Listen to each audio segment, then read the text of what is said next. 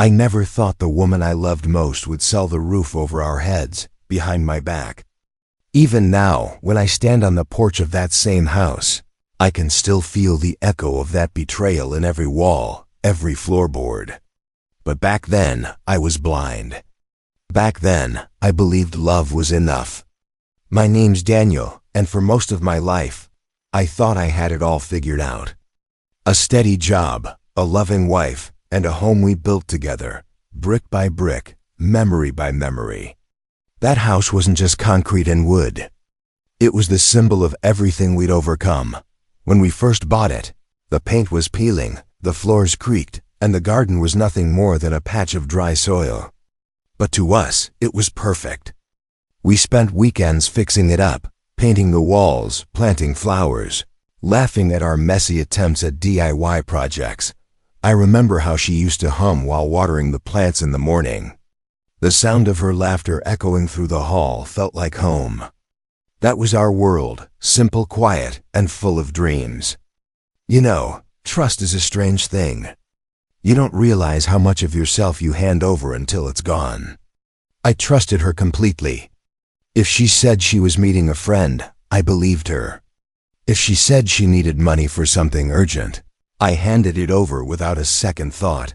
We were supposed to be partners, two halves of the same heartbeat. At least, that's what I thought. It started subtly. She began spending more time on her phone, stepping out to take calls I wasn't supposed to hear. When I'd ask, she'd smile, that same soft smile that always disarmed me, and say, "It's just work stuff, don't worry." But her tone had changed. Her eyes didn't meet mine as often. Dinner conversations turned shorter, colder. There was a distance forming between us, so quiet and invisible that I almost convinced myself it wasn't there. Sometimes I'd come home and find her staring out the window, lost in thought. When I asked what was wrong, she'd shake her head and say, "I'm just tired." But deep down, I knew it wasn't just exhaustion. There was something else. Something she wasn't saying. Looking back, I realize how naive I was. I told myself marriage goes through phases, that love sometimes fades and returns with time. But in my heart, I felt it slipping away. The laughter, the warmth, even the small things, like how she used to text me during the day just to say she missed me, they were gone. I tried to bring it back. I planned a weekend getaway. I bought her favorite flowers. But her reactions felt distant, forced. I didn't want to believe it, but part of me knew something had changed forever. There was one evening I'll never forget. I walked into the living room and saw her quickly hide a document under a folder. When I asked about it, she laughed nervously and said, "Just bills." But her hands were trembling. Later that night, I noticed the drawer where we kept our house papers was slightly open.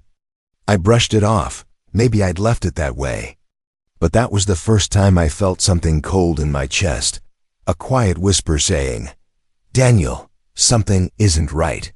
Of course, I ignored it, because that's what love does. It blinds you. People often say that betrayal comes suddenly, but I've learned that it doesn't. It comes in tiny cracks, in the half-truths, the late-night calls, the distant stares. And before you realize it, the person you trusted most has already started building a life that no longer includes you. If only I'd listened to that whisper sooner. If only I'd opened that drawer and looked at those papers that night, maybe things would have been different. Maybe I wouldn't have had to learn that love, without honesty, is just an illusion. Looking back now, all the signs were there. But love makes you see what you want to see. And by the time I finally saw the truth, it was already too late. They say the truth doesn't break you all at once.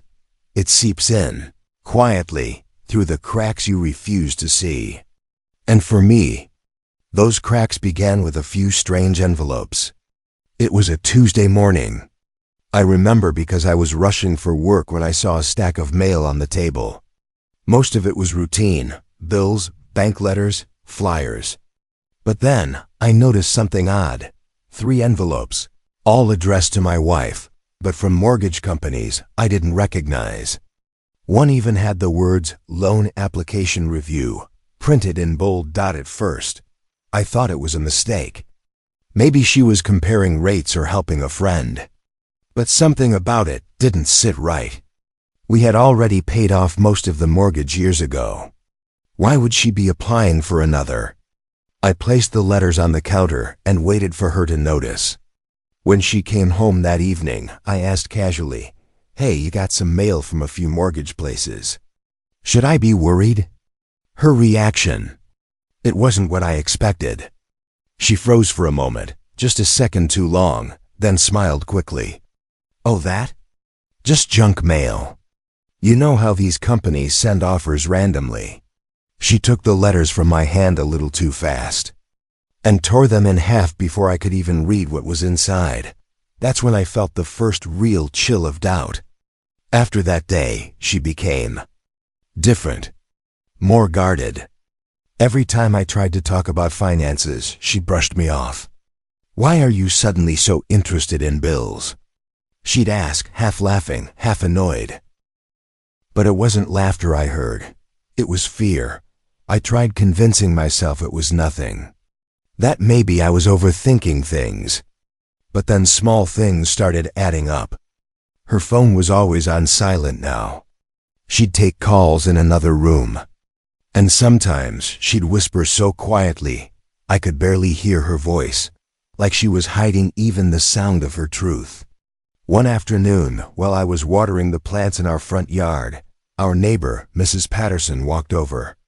She's the kind of person who notices everything, from when you take out the trash to when you repaint your door. She smiled and said, "I didn't know you two were selling the house." My heart stopped. "Selling?" I asked, trying to sound casual. "Oh, yes. I saw a real estate agent here last week. Lovely woman. Said she was meeting your wife about the property." I felt my throat go dry. I nodded, forcing a polite smile. But inside, panic was already setting in. Selling the house? Why would she do that? Why wouldn't she tell me? When I went inside that evening, I looked around the living room, our family photos, the small lamp we'd picked together, the sofa where we'd fallen asleep watching movies. Was she really planning to walk away from all this? From me? For days, I couldn't focus on anything else. At work, I'd catch myself staring blankly at my computer screen, my mind replaying every strange moment, the secretive calls, the mail, the cold distance. Was I being paranoid? Or was something much darker happening right under my nose? I wanted to ask her directly. But how do you accuse the person you love of betrayal without destroying whatever is left of the relationship? Every time she smiled, I wanted to believe her. Every time she hugged me goodnight, I told myself I was wrong. But deep down, the truth was already whispering to me. Then came the night that changed everything. It was past midnight. I woke up to the faint glow of her phone lighting up the hallway. She was in the kitchen, whispering. I stayed still, listening. Her voice was trembling, but determined. "I told you, he won't find out. Yes, the papers are almost ready. Just a few more days." Those words hit me like a wave. He won't find out. That he was me. I wanted to walk in right then, to confront her, to demand answers. But something stopped me. Maybe it was fear. Maybe it was disbelief. Or maybe deep down, I already knew the truth. I just wasn't ready to hear it from her lips. So I went back to bed, pretending to sleep. And as I lay there, staring at the ceiling, I realized this wasn't just about money or property. It was about trust, the one thing that once made us unbreakable. And now it was slipping through my fingers like sand. That night I couldn't sleep. Her words kept echoing in my mind. He won't find out. And a voice inside me whispered back, "Oh, but I will." Something told me my life was about to change forever. They say the truth sets you free. But the truth I found that day didn't set me free. It broke me. After that night, after hearing her whisper, "He won't find out," I couldn't ignore it anymore. Sleep became impossible. Every small sound, every vibration of her phone made my chest tighten. I had to know. Not tomorrow. Not someday. That morning, I sat at my desk before sunrise, the house quiet except for the ticking clock. My hands trembled as I opened my laptop and searched our property records online. I wasn't even sure what I was looking for. Maybe I hoped I'd find nothing, and this whole nightmare would fade away. But what I found changed everything. Right there under the listings page was our home. Our address. Our photos. The same living room we'd painted together. The same garden she used to water every morning. All there. Under a tag that said, "Sale agreed." At first, I thought it was a mistake. I refreshed the page again and again, but it didn't change. The house I built with her, the home I thought we'd grow old in, was listed for sale. And below that, my stomach turned when I read, "Offer accepted." Pending transfer. Someone had already agreed to buy it. My heart pounded in my ears. The air felt heavy, like the walls were closing in. How could she do this? Without a word? Without even looking me in the eye? I dug deeper. Emails, bank statements. I searched for anything that could make this make sense. And there it was, a string of emails with an agent. Her name, her signature, everything. Reading those messages was like reading a stranger's life. She talked about selling quickly. About wanting a clean exit. A clean exit. From what? From us? My fingers went numb. I remember just staring at the screen, waiting to wake up. But this wasn't a dream. This was real. That evening, she came home as if nothing had happened. She smiled, asked if I wanted dinner. And for a moment, I almost played along. But I couldn't. "Why is our house listed for sale?" I asked, trying to keep my voice steady. Her face changed instantly. A flash of shock, then calm, too calm. "What are you talking about?" she said. I showed her my phone. The listing still open on the screen. She froze. Her hands shook, but her voice was still trying to sound normal. "Oh, I was just checking the market. You know, to see how much the house is worth." But her eyes told the truth she couldn't hide. I could see it, the guilt, the fear. And that silence between us said everything words couldn't. I took a deep breath and asked, "So you were going to tell me before or after you sold it?" She snapped, "Don't talk to me like that. I did this for us." She shouted, her voice cracking. "For us?" I asked quietly. "Yes, we needed money. We've been drowning in debt, and you're too proud to see it." I found a way out, but I knew it wasn't about debts. It was about her, about the life she wanted without me in it. When I asked her where the money was going, she couldn't answer. Her silence was louder than any scream.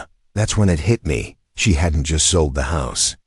She'd already planned to leave. I remember sitting down on the couch, staring at the floor, my hands numb. I felt something inside me crumble. It wasn't just betrayal, it was the realization that the person I'd built my life with had been slowly tearing it apart behind my back. She tried to speak, to explain, but all I could hear were echoes of everything we once were, every laugh, every promise, every "I love you" that now felt like a lie. I didn't know what hurt more, I whispered, losing the house, or realizing I'd already lost you. She turned away, tears in her eyes, but I couldn't tell if they were from guilt or regret. Maybe both, maybe neither. That night, I walked through every room in the house. The kitchen where we used to cook together. The hallway where our photos hung, our smiles frozen in time. And for the first time, it didn't feel like home anymore. Because home isn't just walls and bricks. It's trust. And once trust is broken, no house can hold it together. As I stood there, I made myself a silent promise. If she could betray me in silence, then I would find my justice, quietly and completely. They say silence can be peaceful. But that week, silence was my punishment. It was in every corner of the house, in every room where her laughter used to live. And for the first time in years, I didn't recognize the place I called home. After the confrontation, she left for a few days. She said she needed space. But truthfully, I think she just didn't want to face what she'd done. I didn't argue. I didn't chase her. I just sat there, surrounded by the memories we'd built, memories that now felt like ghosts. The photos on the wall mocked me. The scent of her perfume lingered in the hallway, refusing to fade. Every small thing. The sound of her keys, the cup she left on the counter, felt heavier than before. It's strange how quickly love can turn into emptiness. How someone's presence can turn into an echo overnight. I tried to work, to distract myself, but the pain followed me everywhere. It wasn't just the betrayal. It was the loss of something I thought would never end, trust. At night I'd lie awake, replaying every memory like scenes from an old movie. Her smile when we got the keys to the house. Her tears of joy when we planted our first tree in the garden. How she used to lean her head on my shoulder and whisper, "We finally made it." And now it was all gone.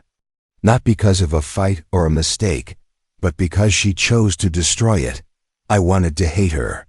I wanted to erase her from every memory. But I couldn't, because even through the pain, a part of me still remembered the woman I fell in love with. And that made it hurt even more. There's a kind of silence that isn't calm, it's heavy. That's the silence I lived in for days. No calls, no messages. Just the sound of the clock reminding me how long I'd been stuck in my own thoughts. I felt powerless. Like everything I'd built, every dream, every plan had been taken from me in an instant. But then, something changed. It wasn't sudden. It was like a faint light breaking through dark clouds. A thought. A memory. Something she had forgotten. But I hadn't. I was sitting at the kitchen table, staring at the same document she'd tried to hide. My eyes fell on the folder labeled property. And then it hit me, the deed. A flashback came rushing back, years ago, when we bought the house. She had wanted both our names on the deed.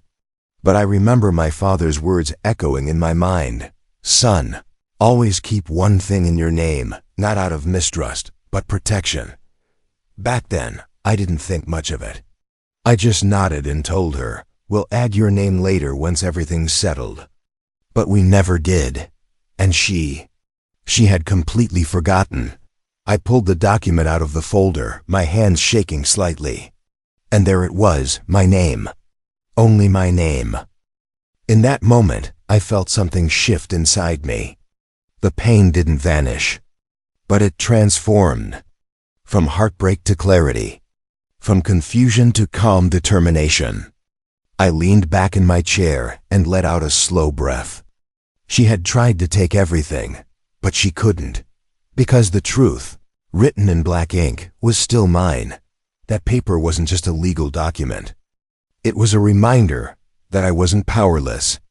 That she could betray me, lie to me, even walk away. But she couldn't take what didn't belong to her. The house was still mine. The life she tried to sell, still mine. And suddenly, I wasn't angry anymore. I wasn't broken. I was calm. Because now, I had something stronger than revenge. I had the truth. I spent the next few hours just sitting there, watching the sunset through the window. The same sunset we used to watch together. Only this time, it felt different. I realized I didn't need to shout or beg or demand an explanation. The truth already spoke louder than any words could. I whispered to myself, "I'm not going to scream. I'm not going to beg. I'm going to let the truth do the talking." And for the first time since everything fell apart, I felt peace, because storms don't always roar. Sometimes, they're silent, and that silence can be the most powerful thing of all. Some people think revenge means shouting, breaking things, or fighting back. But I learned something different. Sometimes, the most powerful revenge is silence and the truth. After discovering the deed was still under my name, I didn't confront her again. I didn't send a message. I didn't make a scene, I just waited. Every day felt heavy, but there was a strange calm inside me now. Because for the first time, I knew I wasn't the one cornered, she was. I knew her plan was still moving forward.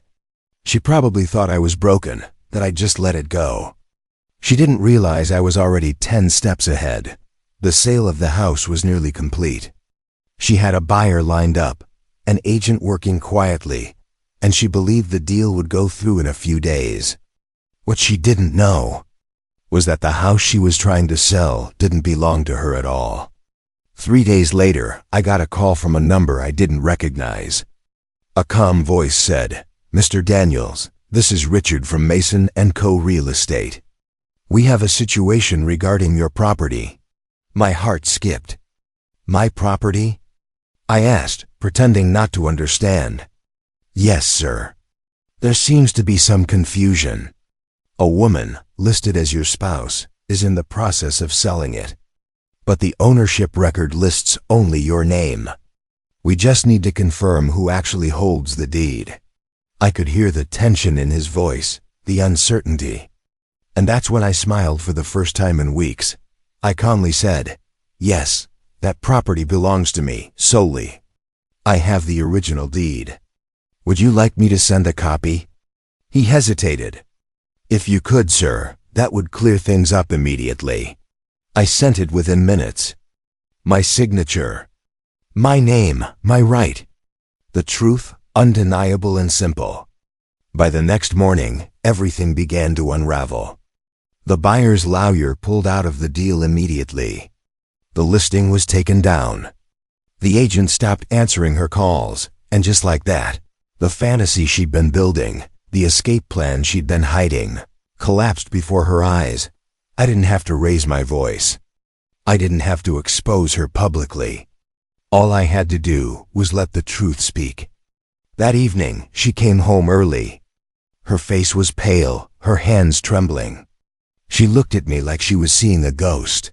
You knew," she said quietly. I didn't respond at first. I just placed the deed on the table between us. Her eyes fell on it, my name printed clearly in bold. "You sold something that was never yours to sell," I said, my voice calm, steady. She looked like she wanted to argue, but the words wouldn't come. Her lips parted, then closed again. Finally she whispered, "I didn't mean for it to go this far. I needed a way out." "A way out?" I repeated softly. "You could have asked me. You could have talked to me. But instead, you tried to erase me." She tried to reach for me, but I stepped back. Not out of anger, out of clarity. Over the next few days, everything she'd built around her lie started to fall apart.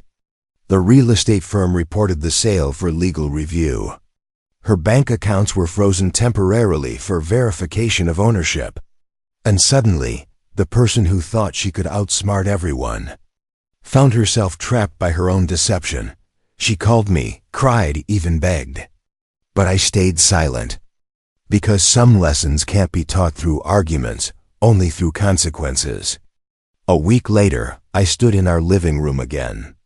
The light from the window fell across the floor, and for the first time, the house felt peaceful. Not because she was gone, but because the truth had finally taken its place here again. I didn't feel proud. I didn't feel vengeful, just free. She came one last time to collect her things. There were no shouting matches, no final fights. Just quiet. As she walked toward the door, she looked back at me with tears in her eyes. "I never thought you'd be this cold," she whispered. I looked at her and said softly, "This isn't cold. This is clarity." And with that, she left. No goodbye. No closure. Just silence, the kind that says everything. That night, I sat by the window with the deed in my hand. The same paper that once felt like a formality now felt like justice. I realized I didn't need revenge in the way I once imagined it. I didn't need to destroy her. The truth had already done that. Sometimes, you don't have to fight back to win. You just have to stand still and let lies collapse under their own weight. They say every storm eventually runs out of rain. And for me, that moment finally came, not with thunder, not with chaos, but with silence. The kind of silence that comes after truth has done its work. A few days after everything fell apart, she showed up again. I wasn't surprised. Part of me knew she'd come back, not for me, but for closure. When I opened the door, she stood there holding a small box, maybe a few personal things she hadn't taken before. Her eyes were tired, her voice barely above a whisper. "Can we talk?" she asked. I hesitated. Then I stepped aside. She walked in slowly, her gaze moving around the house like it was foreign to her, like she didn't recognize the home she once called hers. She sat down and said softly, "I'm sorry, Daniel. I made a mistake." A mistake. That word echoed in my head. Selling our home behind my back, lying to me, planning a future without me, all reduced to one simple word. "I wasn't thinking clearly," she continued. "I thought I was fixing things. I thought I was helping us." I looked at her, and for the first time, I didn't see the woman I loved. I saw someone I no longer knew, someone who chose deception over honesty. "I'm not angry anymore," I said quietly. Her eyes lifted, hopeful. "I'm just done." She froze. The tears she'd been holding back finally fell, and she whispered, "So that's it?" I nodded. "That's it." Because forgiveness doesn't mean forgetting. It means choosing peace over pain. And right now, peace is all I want. Word spreads fast, faster than you'd think. Friends, family, neighbors, they all eventually learned the truth. At first, she tried to hide it. She told her side of the story, twisting it, minimizing it. But the truth has a way of surfacing. Even when buried deep. The same people who once admired her began to distance themselves. Not out of cruelty, but disappointment. Because trust, once broken, doesn't just hurt one person. It ripples through everyone who believed in you. I didn't take pleasure in her downfall. Watching her face the whispers, the judgment, the loneliness, it didn't make me feel powerful. It just reminded me how easily love can turn into regret when honesty disappears. In the weeks that followed, I stayed in the house. For a while it felt haunted, not by ghosts, but by memories. Every room carried echoes of what used to be. The kitchen where we laughed. The bedroom where we dreamed. The garden where she once promised, "We'll grow old here." I almost couldn't bear it. But then I realized something. The house itself had done nothing wrong. It had stood through every storm, every lie, every silence. It was still here. And so was I. So I decided to rebuild, not just the place, but myself. I repainted the walls. I replaced the photos. And for the first time, I opened the windows wide, letting the sunlight fill every dark corner. That house, the one she tried to sell, the one she thought she could take, became my reminder. Not of betrayal, but of survival.